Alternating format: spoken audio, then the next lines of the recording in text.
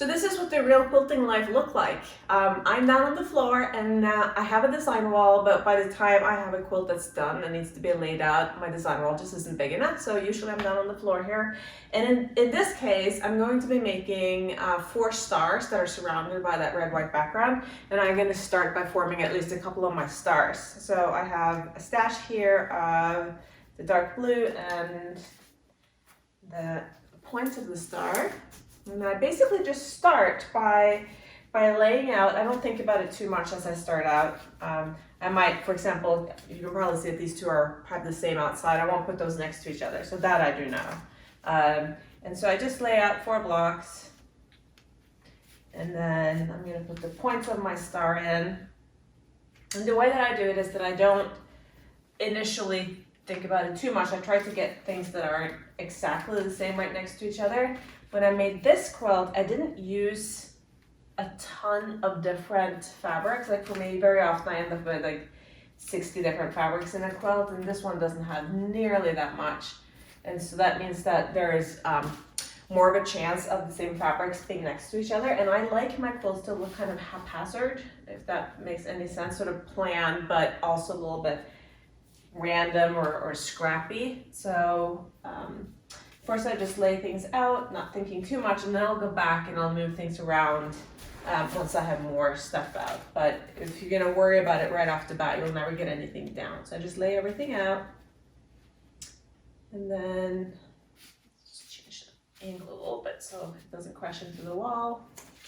And then, so that's 1 star. And then I'm just gonna put some blocks down on the corners. Just kind of get started. I'm sorry. Like that.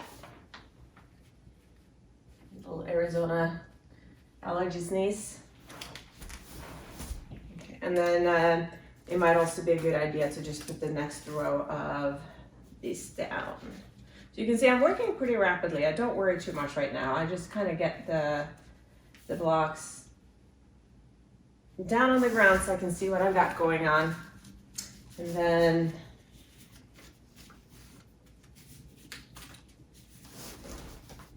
I will work on getting it to look balanced once I know what I'm working with. And that one's not good. Let's try that one. And again. And so sometimes when I teach classes, one thing that I hear people saying a lot is, oh, but you know, you have 2 that are almost the same, almost next to each other, and they're worried about creating an accidental pattern in their scrappy quilts. And so one thing that I want to say about that is that if you look at nature and the sort of concept of randomness, is that when things are random, sometimes you do get things that are identical next to each other. So for example, if you're working with a sequence of random numbers, sometimes you would have 2 of the same numbers next to each other, right? Like that is going to happen in randomness. So it's okay if that happens once in a while in your scrappy quilts too. I mean, I think that's just the nature of how it goes. Okay. So I just continue like this, not worrying too much. And then once I'm done with this quilt and laying everything out, I will step back and I will start reorganizing to make sure that everything looks balanced.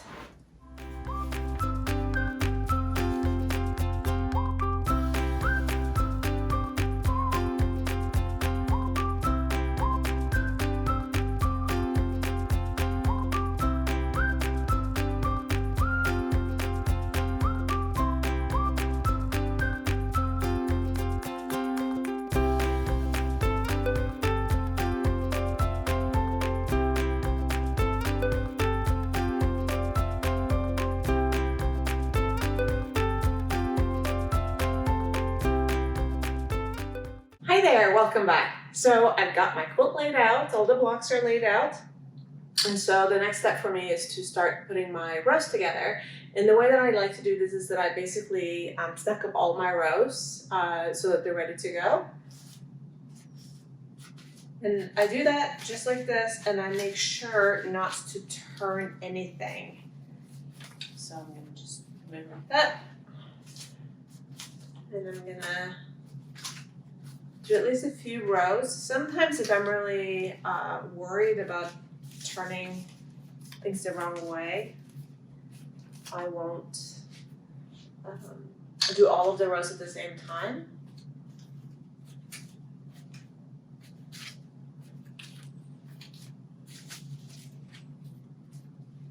Okay, so once I've done a few of these, I'm gonna take this stack and I'm gonna hold it like this. I'm gonna make sure I don't turn it. This is really important, not like sideways or anything, especially once you get up to the rows for the star. So I'm gonna take it with me like this. I just lifted it up, I'm holding it like this. I'm gonna go and sit down on my sewing machine and I'm gonna go start sewing the blocks together one by one. And so notice that I have my paper still on. I don't take that off until my quilt block or my quilt top is complete. And the reason why is I can now actually piece together my quilt on this outer line here, which is really easy and really accurate. And so I'm just gonna sew on the line. And because the paper is still here, I'm still using my little tiny stitches.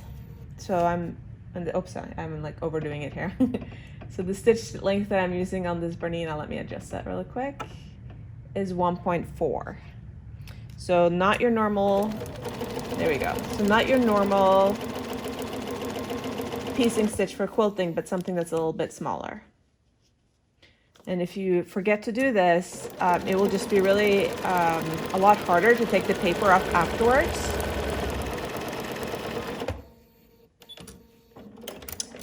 And when you take the paper off, you are going to put a lot more stress on the threads. So right now I have a really nice perforation line here. And so once I'm ready to, you can kind of see here, the paper will rip out really nicely.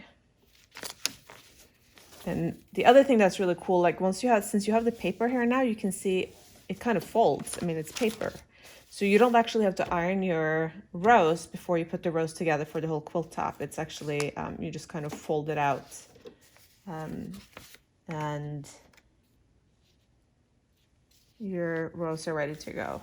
So it's a pretty quick process. And then, of course, then you get to take all the paper out later, but that just requires, you know, a movie or an audiobook.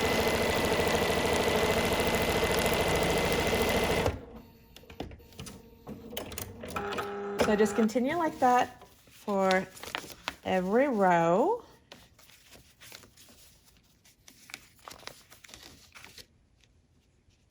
And you can see how easy it is to get this to line up with the paper still there. It's very stable.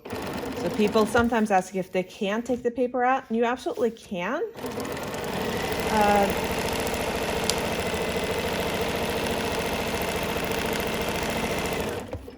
I typically take the paper out afterwards.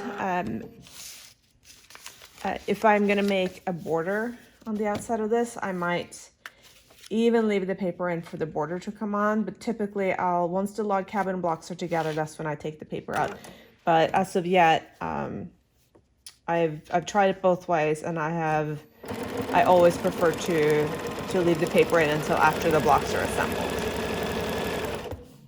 So here we are, and we have all of our rows put together.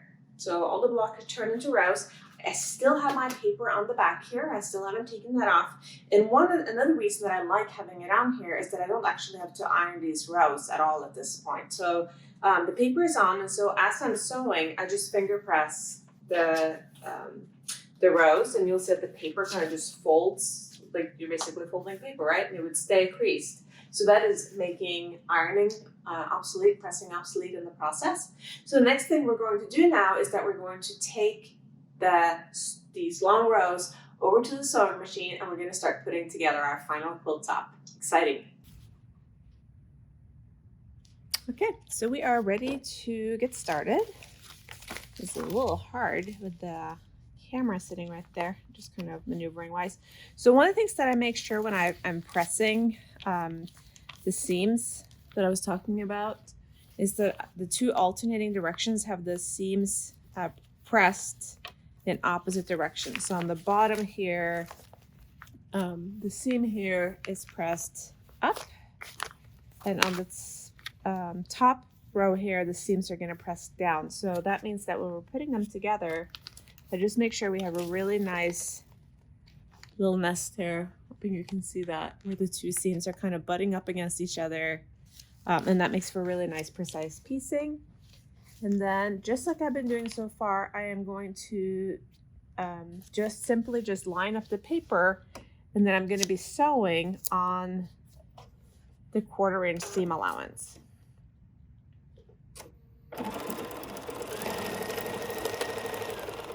It's not really a seam allowance, I guess, in the traditional sense.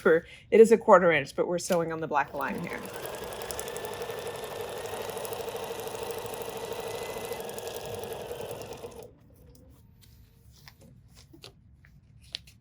And then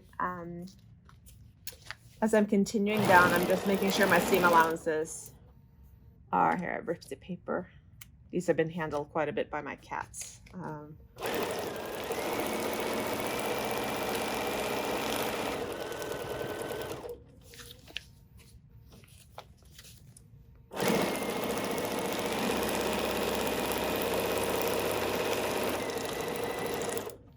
So if you have a really tight sewing space, one thing that can be really handy in this process is to move your machine to a more open space, like a kitchen table, because this is pretty stiff as it comes out on the back side. And so it tends to kind of butt up against things and not really just scrunch up like a soft quilt top would. I have a pretty big sewing desk, so I'm okay.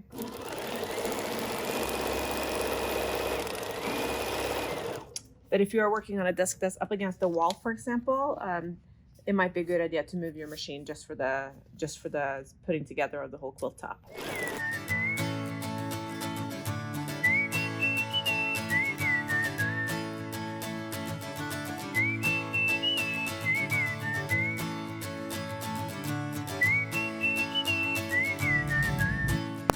This is straight off the sewing machine. Has not yet been pressed or ironed. So as you can see, because the papers are still on the back here, it's pretty flat. So the finger pressing is pretty nifty and makes the whole thing go really, really fast when you're assembling your quilt top. So you can see on the back here, we still have all the papers in place.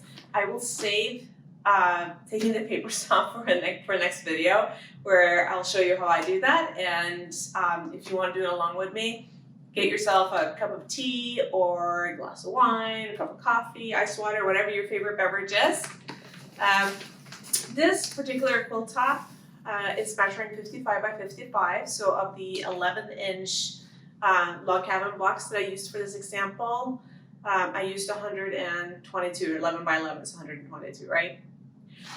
So it's a nice lap quilt. You could totally put a border on this and make it larger, and you could obviously also repeat the star to make a larger quilt. And I'll include a link below this video so you can go and look at the layout and learn exactly how many templates you need and how many in each color you need if you want to make this example. So I hope you enjoyed and that you feel super empowered to put your own log cabin quilt together. See you next time.